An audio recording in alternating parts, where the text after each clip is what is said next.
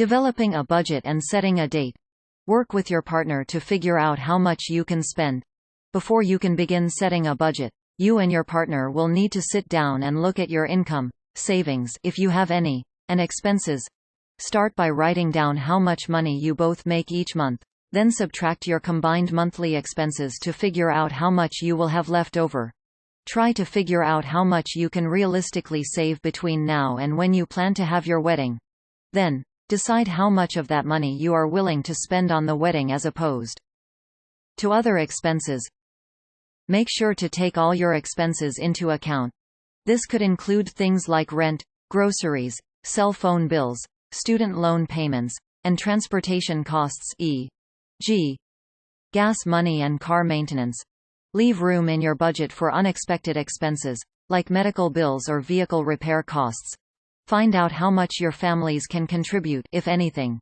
It can be difficult to ask your family for money if you have a close relationship with your family. However, there's a good chance that they would like to help you in some way if they can.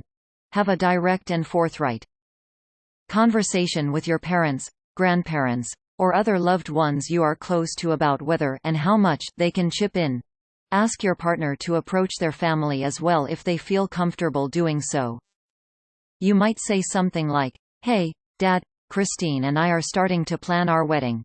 We think we can cover the costs of what we have in mind, but it would be a huge help to us if you and Mom could contribute something financially.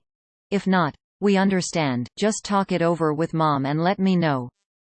Your loved ones may want to contribute a certain percentage of the overall costs, or they may have more specific ideas about how they'd like to help. For example, maybe your favorite uncle would like to cover the cost of the wedding bands.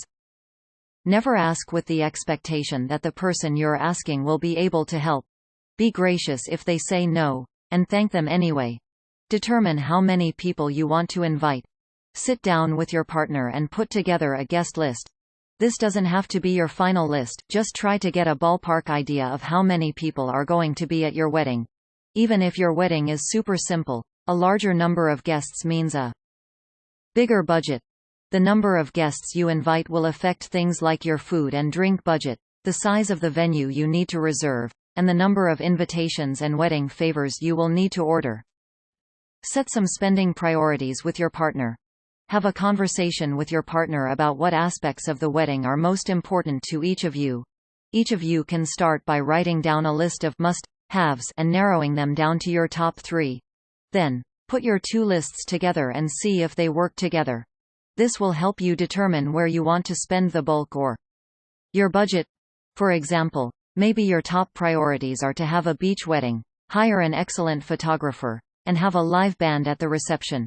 Your partner might want to splurge on the perfect tuxedo, keep the guest list as small as possible, and have their best college buddy in the wedding party. You can also make a list of things you'd like to have, but don't consider necessary, e.g.